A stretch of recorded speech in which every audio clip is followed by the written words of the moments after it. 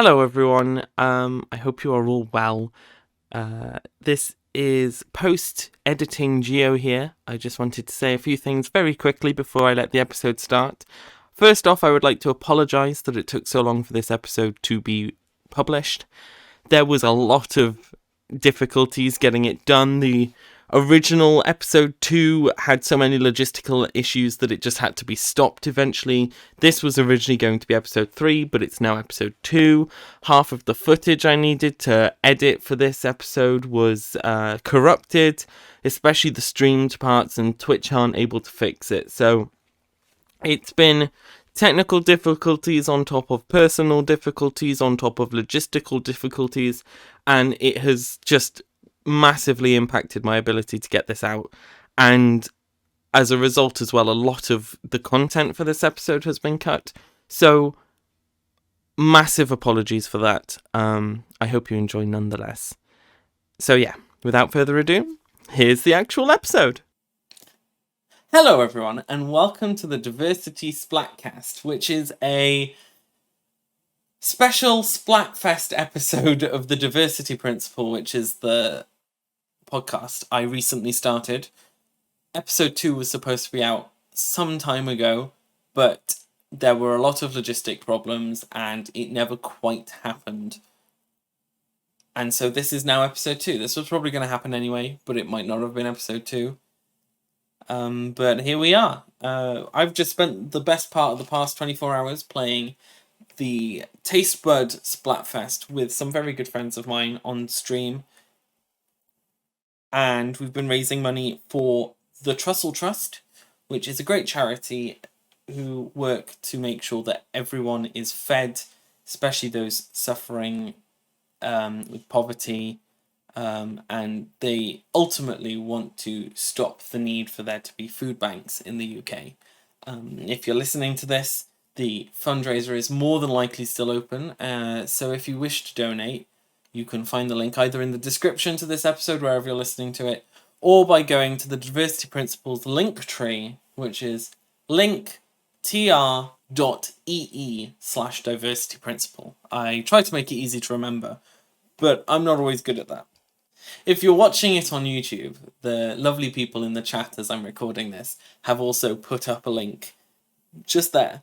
For those of you who aren't watching this, you're not missing masses, but those are the easiest places to find the links.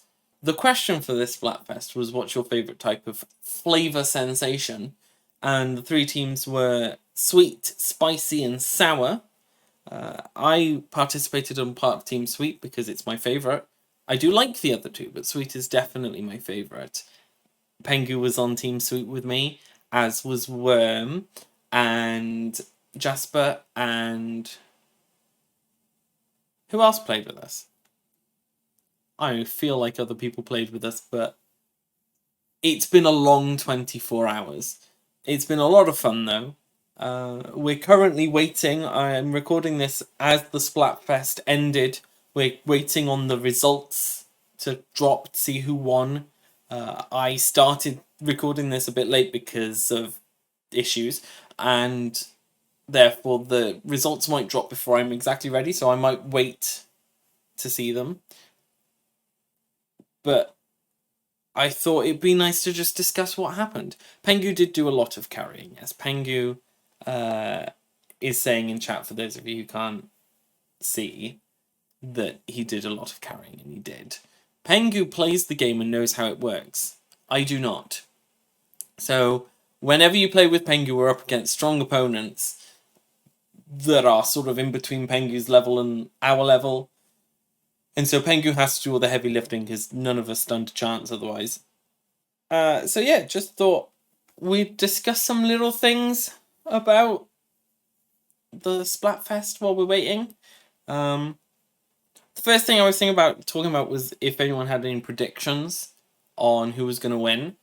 I've been saying pretty much through the entire 24 hours that I think that Team Sweet definitely has the numbers advantage. One of the things you score points for.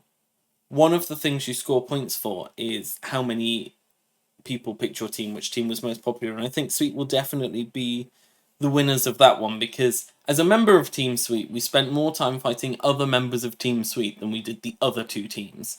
There were so many mirror matches, so I'm pretty sure we've got that one solidly tied down.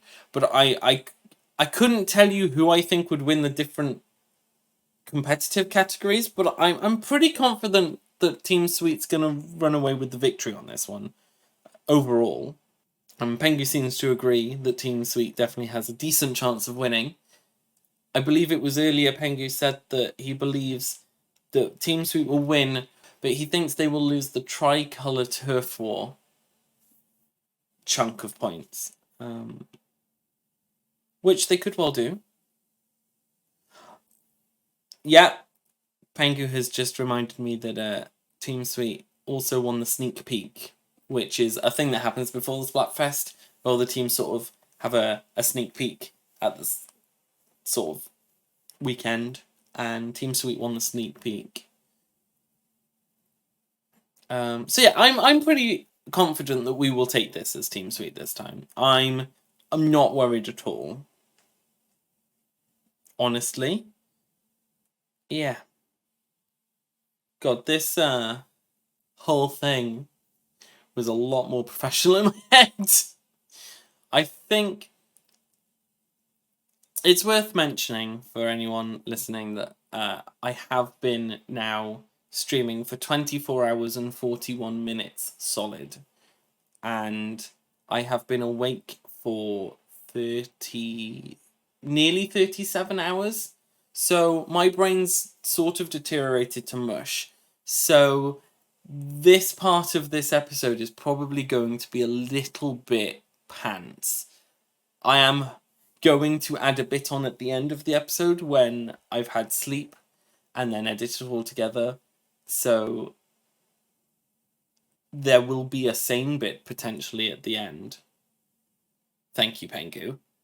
Pengu just saying that he won't spoil the results if I have to delay them slightly. My plan is when they come through to turn the volume back up and we can watch the results together and have a bit of a reaction.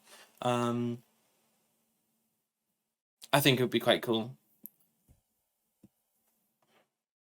I did write down some things I wanted to talk about. So Pengu mentioned that Team Sweet won the sneak peek, which is correct. Team Sweet won the sneak peek event with Spicy. Team Spicy came in second and Sour came in third. So that could be interesting when it comes out.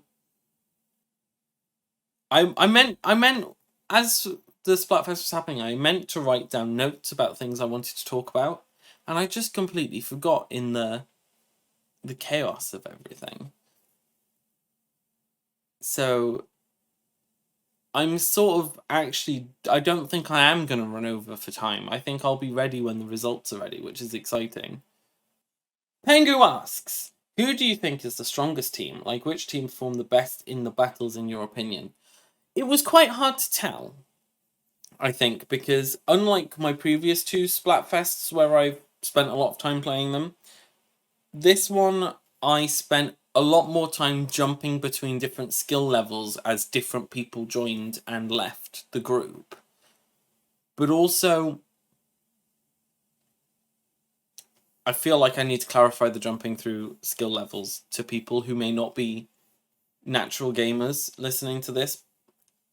In games, you are often placed with people who the game feel are of a similar skill level to you. And if you have a group where one person is considered highly skilled and one person is considered not so highly skilled, it will try and find a sort of happy medium. And so, depending on who's in your team, you will have different people of different skill levels to fight against. And in previous Splatfests, I've never always been on my own and at my skill level. I've often had a group. But the group hasn't changed that much, whereas as we've been here for 24 hours this time, I've had a lot of different groups. So I've jumped around a lot and couldn't give you a... Oh, pardon me. and couldn't give you a consistent answer on who I would feel was the strongest like I could the previous two. It also doesn't help that this Splatfest, there were a lot of mirror matches. So I was facing off against Team Sweet a lot, which is my own team, and they were sometimes really hard to defeat and sometimes really easy to defeat, which has kind of skewed how my brain processed it all, because before it was just, oh, the green team are really easy and the red team aren't, for example. That's not necessarily what I thought in any of the previous ones. But that was the sort of idea, whereas this time, because when you're in mirror, you don't use the right team colours. There's a lot of colours in my head because we did more mirror, I think, than we did actually fighting against other teams. I would say, though, the matches I fought, I think Sour were the hardest to beat. But I think that if Sweet doesn't win, Spicy will take it. I do think Spicy will be second. I think potentially, and I don't know why I'm thinking this, but I think that out of the different categories there are, for your different contests, there are open Turf War results and pro Turf War results. I think Spicy will win the pro Turf War points. Pengu says, personally I feel like Team Sweet did the best in normal matches, but Team Sour did best in the tricolour. That's fair, I can see that, yeah. I would agree with that for the most part. We're only 3 minutes away now from the results being announced, if I'm remembering that correctly, which is very exciting. Kiwi says, hello everybody. So for those of you on YouTube, you can also see it beneath me. But to anyone listening on one of the podcast apps, Kiwi, another good friend of mine alongside Pengu, also says hi. Pengu says, God, I'm nervous the results are soon. I'm also very nervous. I really want Team Sweet to have done well. But we've been burnt before, I think is the worry. Yeah, the first Splatfest, the first proper Splatfest and the demo Splatfest, I was on the team that was doing best at halftime and best during the sneak peek, which we were doing, and then lost it right at the end. And last time that didn't happen. Last time we just did best all the way through, which was great. But I am worried that we might just lose it at the end again. Pengu says, I have a friend who I've been trying to convince to be on Team Sweet for like a month, and he finally chose Sweet. And if we lose this Splatfest, he will be pissed. But I have a good feeling we'll win. I have not been this confident in my own team winning in any of the other Splatfests, and that includes Water, which I was on, where we won every category. It was so dominant, and I still feel like I'm more confident about this than I was about Water for the last Splatfest. So, fingers crossed. What I'm going to do, it's not long now, so I'm going to turn the game sounds on while we await the announcement. The wind going through the square. Oh, really? Pengu says, I was extremely confident Team Fire was going to win, and I got proved otherwise. So maybe this is a case of that. Less than a minute to go, and we'll know. All doubts shall be cast aside. Here we go, everyone. Time to see who won.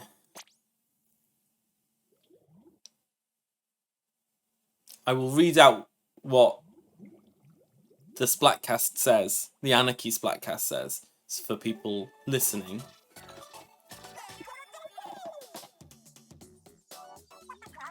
Listen up, it's going down, says Shiver. Wrapping the Splatlands, we are deep cut. Here we go. I'm not going to read their names every time. You lip sync. Is it you lip sync? I want to say lip sync, but my brain tells me it's cinch, but it's not. You lip sync, we drip ink. Aye. Shiver Bry. I can't speak. I told you I was sleep deprived. Aye. Shiver Fry and Big Man. Breaking news, hot off the press. What's got you all flustered? It's the Splatfest results. Get hype! Don't need to tell me twice. Yeah! Here we go. The news won't update for Pengu, oh no. Don't worry, Pengu, I believe you'll get it. Alright, here we go. First up, Splatfest sneak peek results. The team with the most conch shells was Team Sweet. Wow, they crushed it and they earned 8 points. Next up, which team got the most votes? Get on the bandwagon for... Come on, Sweet.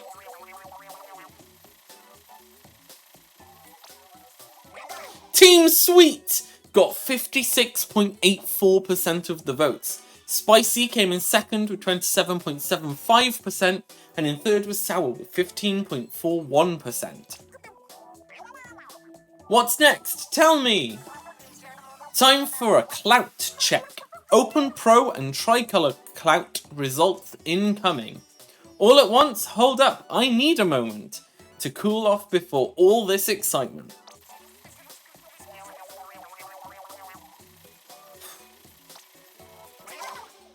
Oh my god, okay. So, in the open category, in third place with 31.58% was sour.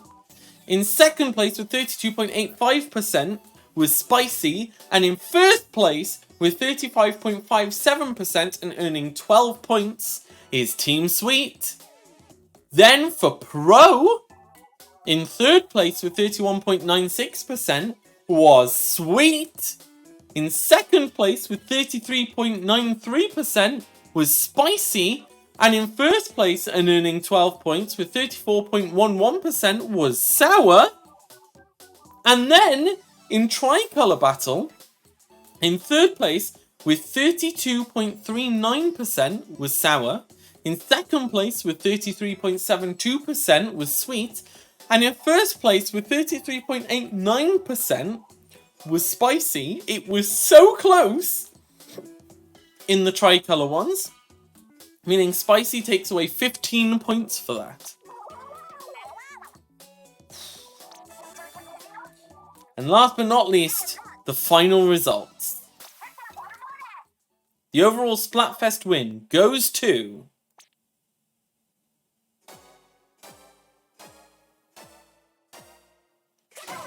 Team Sweet!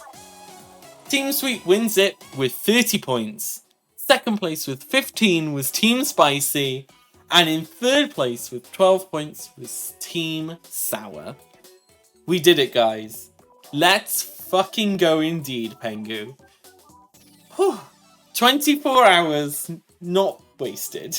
At least not in the results for the for the game. Team Sweet wins. I can't believe it. People really went for the safety of sweets over savage spices. And sour. Don't forget the subtle and sublime sensation of sour. Too late forgetting. Congrats to everyone on Team Sweet. How sweet it is. I simply can't believe that Team Spicy didn't burn hot enough.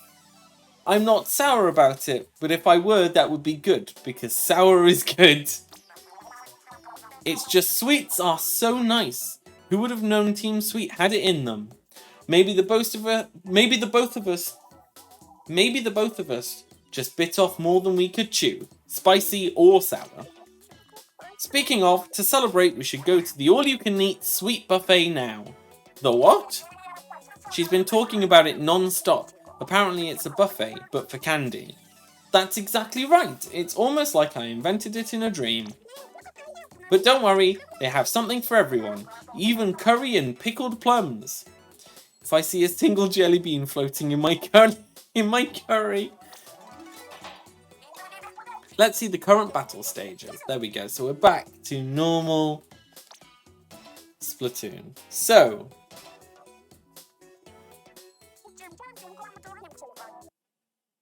at the end of a weekend of Splatfest shenanigans and the dumbass that I am staying up for the whole final 24 hours to play pretty much every second of that 24 hours, apart from when I took breaks to eat and go to the bathroom and that sort of thing. Team Sweet comes out victorious. Come on, guys. We frickin' did it. And it's been a load of fun. So, there are some other bits I want to say for this episode, but having realised how difficult it has been to say these bits for this episode, and knowing already that future me editing this episode is already sighing in anguish at how much work there is to do with what I've provided here, I will save the rest of it until I'm a bit more coherent. But from sleep-deprived me, who has just done... We've just ticked over to 24 hours and 57 minutes of live streaming. Thank you to everyone who's been a part of the stream, who's donated, who's followed, who's subscribed, who's raided me, who's chatted to me while I've done it, who's lurked, who's just been there. Thank you so much. Could not have done it without you, and it's been awesome. Here's to the next insane fucking 24-hour live stream. Pengu made it to Sweet Ruler plus 13, which is very impressive. It's a ranking system. I only made it to Sweet Ruler 5. Pengu says thank you, Gio. Thank you, Pengu. It's been amazing. Pengu also says, and I think this is a very apt line to wrap up on, there is a moth in my fucking room. It's so annoying. What wise words. Good night, and for everyone watching this uploaded and edited, I'll see you in much better shape in a couple of seconds. Bye. Hello everyone, and welcome back to the Diversity Splatcast. We are a couple of days after the end of the Splatfest. I am somewhat recovered from my 36-hour stint of being awake and my 26-hour live stream. And so I'm hopefully a little bit more with it. Only a little bit though, of course. So in this part of the podcast, I wanted to properly talk about the Splatfest with a bit of a clearer mind, as well as then finish off by talking about a couple of other things. I would also like to apologise right now that my cough has been quite bad today, so my voice is potentially a bit all over the place, so I'm sorry about that. Also, if you were watching this on YouTube, the video has now once again disappeared. I apologise for that. I am dog-sitting at the time of recording, and at the place I am dog-sitting, there is no way for me to set up a camera. So we're back to voice only, I'm afraid, but you're not missing much. So I thought I'd start with the story as to why I was doing a 24-hour stream over the Splatfest anyway. I, in my infinite wisdom, decided when the first Splatfest was announced, not the preview Splatfest, not Rock, Paper, Scissors, but the first actual Splatfest in Splatoon, which was what would you take to a deserted island, with the three teams being Gear, Grub, or Fun, that I wanted to use each Splatfest to try and raise money and awareness for some sort of cause, and try and then connect that cause to the Splatfest in some way. So for the first Splatfest, I did a fundraiser for Mind Out. They are a mental health service run by and for lesbian, gay, bisexual, trans and queer people. They are set up because they acknowledged that LGBT people often have a harder time of it when it comes to mental health, and that's not necessarily always represented in the media and day-to-day life. And so what they do is they work with members of the LGBTQIA+ community and those who are close to someone who is a member of the LGBTQIA+ community, to make sure that they are also getting the help that they need. As a member of the LGBTQIA+ community myself, it's something I'm quite passionate about. And I felt like it fit with the theme of being on a deserted island quite well, simply because people often describe depression like feeling a bit like you're on a deserted island and there's no one there to help. And so I thought it kind of fit. I also was on Team Fun, which I think connected well in two ways. Because, first off, everyone needs a bit of fun. If you're not having enough fun, it's very easy to get upset or depressed or anxious. And secondly, because if you add a couple of letters at the end of fun, you get Team Fundraiser. So I was quite happy about that. The second Splatfest then was water versus fire versus grass, and asked the question in Pokemon Scarlet and Violet, what will your partner Pokemon type be? Well, at least I think that's the question they were going for, but I think most people just went with it in a more general sense. I ended up participating for Team Water.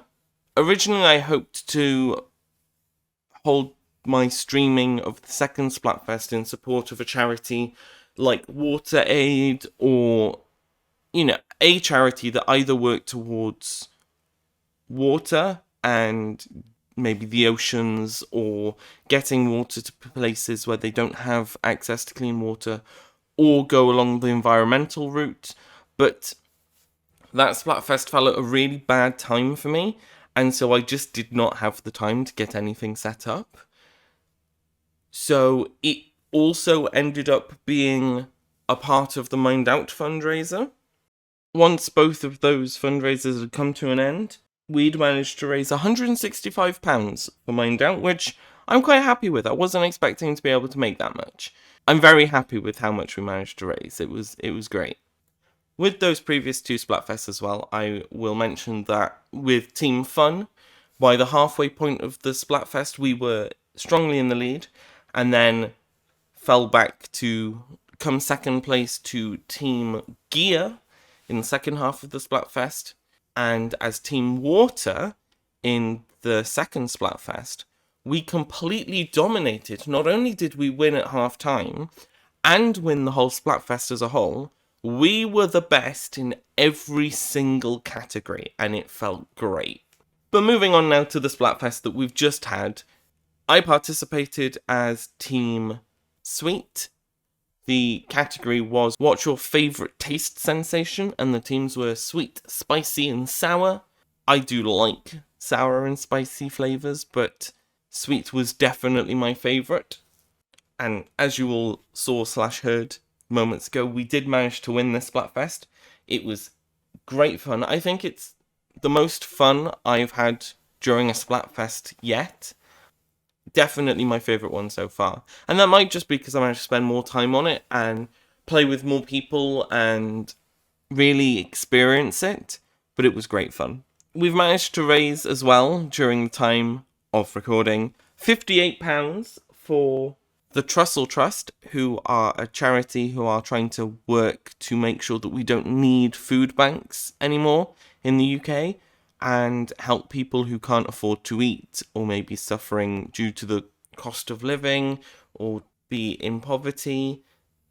Really great cause. And I feel like the thematic link for your favourite taste sensation and charity working towards making sure everyone can eat is pretty self-explanatory.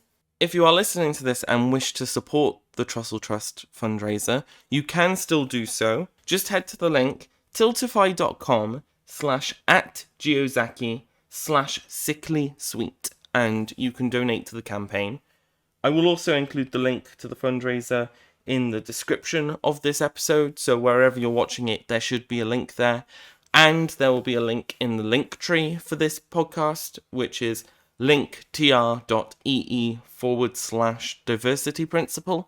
That link tree should be around the podcast anyway, and those links will stay up there. The one on the link tree will stay up there for as long as the fundraiser is active. I set up some sort of stretch goals for each amount raised, as a way to sort of offer up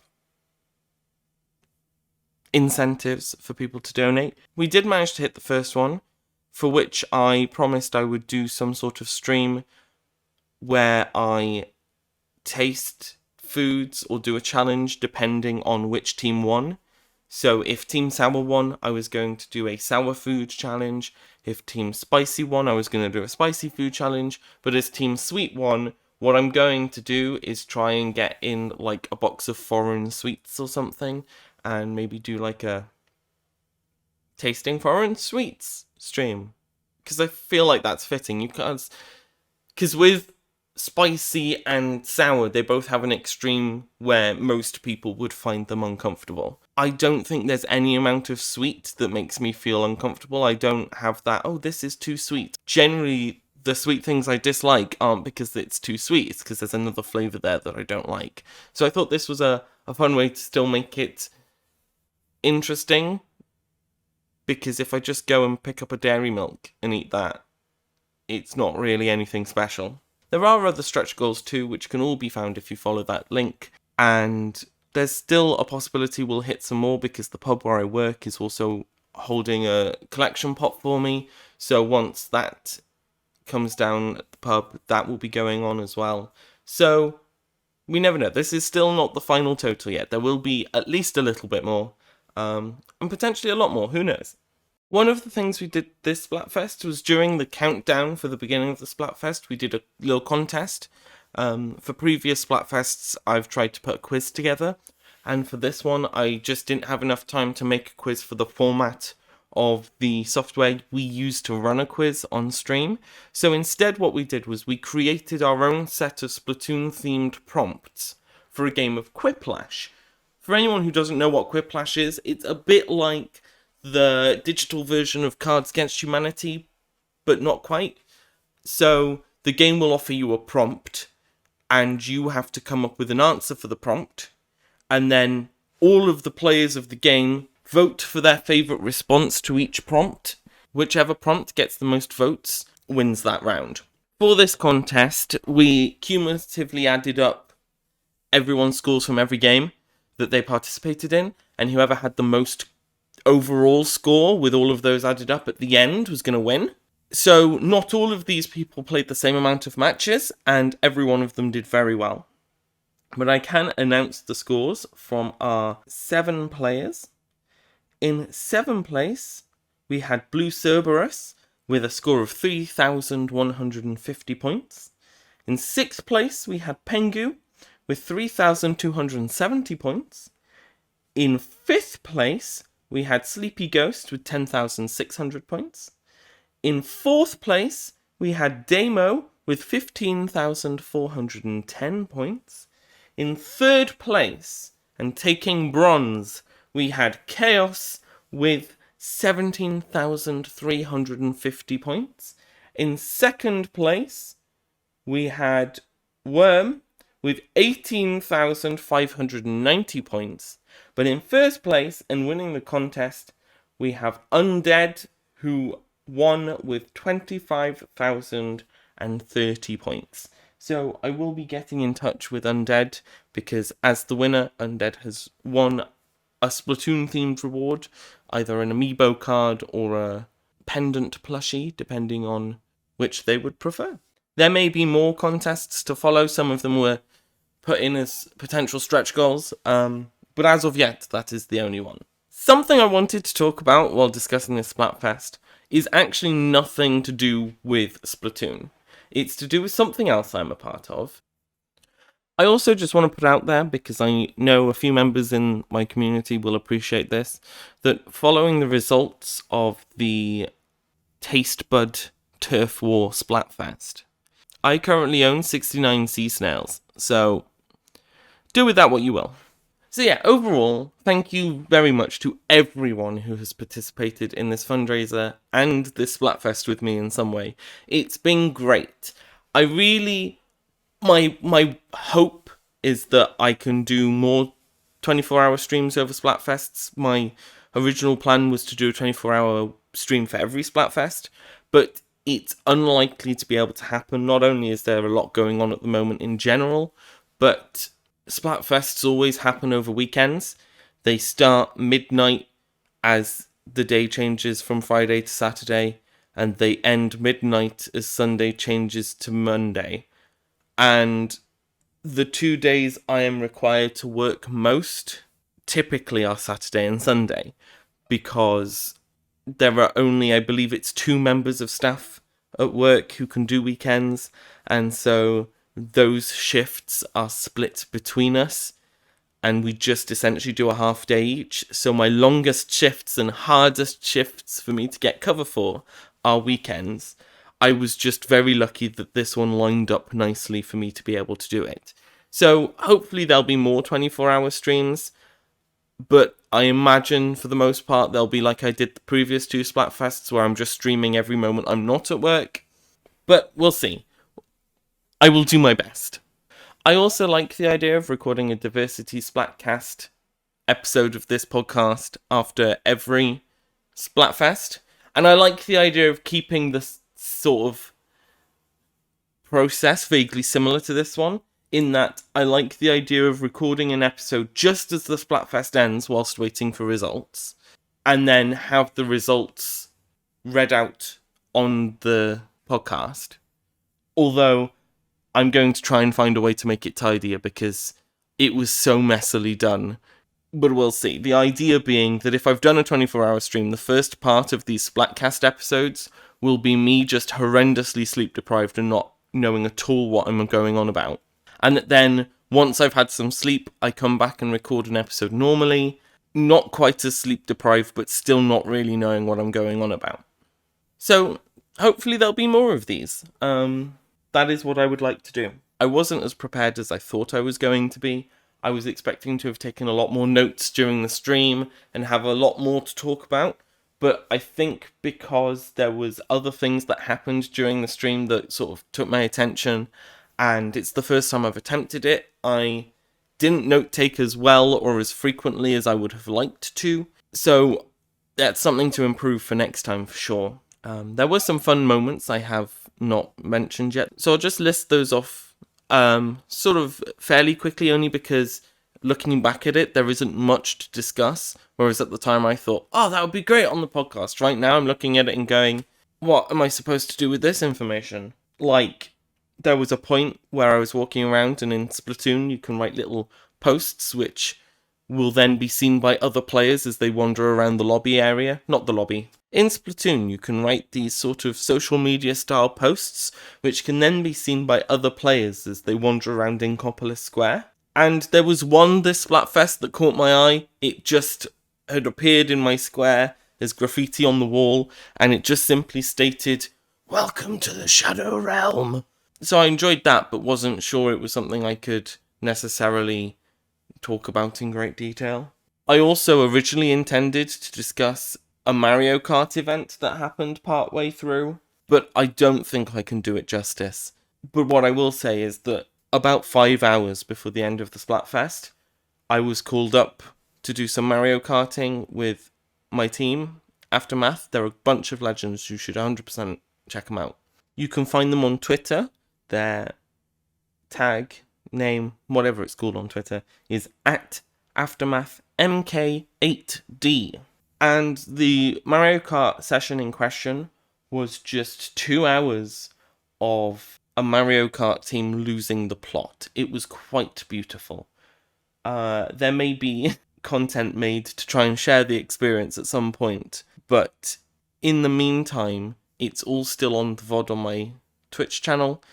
If you look at the 24-hour Splatfest stream and go to, I believe, 17 hours and 40 minutes, you should be on track for the beginning of the Mario Kart. It's around there anyway. It was quite the experience. So yeah, I think that's everything I had to talk about for this episode. So I'm aware that this episode will probably be quite substantially shorter than the last one. And that mostly comes down to me betting on myself while sleep deprived to come up with more ideas of things to talk about, and sleep deprived me massively failing that brief. But hopefully the next Splatcast will be better, and I truly hope that you all have a wonderful 2023. And I will see you, or no, I won't see you. You won't see me. I will speak to you in the next episode. Hopefully in about a fortnight. But we'll see. Until then, bye! Hi, it's me, post-edit Geo once again. I hope you enjoyed the absolute mess that was that episode. I just wanted to very quickly say, before signing off completely, that the next Splatfest is happening hopefully the night of this going out live. So the weekend from Friday the 10th until Monday the 13th is the next Splatfest. The 3 teams are white chocolate, dark chocolate, or milk chocolate. It's a chocolate Splatfest off. And as it's still a food theme, and it took me so long to finally decide on the Trestle Trust, I will be fundraising for the Trestle Trust once again and streaming all throughout the weekend. So you are more than welcome to come and join the streams at twitch.tv/Giozaki, or follow the links I mentioned earlier to donate if you feel like you've got anything you can spare. And hopefully the next episode will not be as delayed as this one was. As a sort of sorry, I thought I would add at the end of this episode just a few of the outtakes from when I was recording the proper part of the episode. I did not include all of them because it would have been longer than the episode, because the bit that I recorded once I'd had some sleep was just as messy as the bit I recorded at the end of the 24-hour live stream. So here's just a little bit, because I know some people like outtakes, and so yeah, enjoy, and see you hopefully a lot sooner than this gap has been. As they wander around Inkopolis Sweat. As they wander around As they wander around... No, that, to me, clearly sounding deliberate. As they wander around Inkopolis...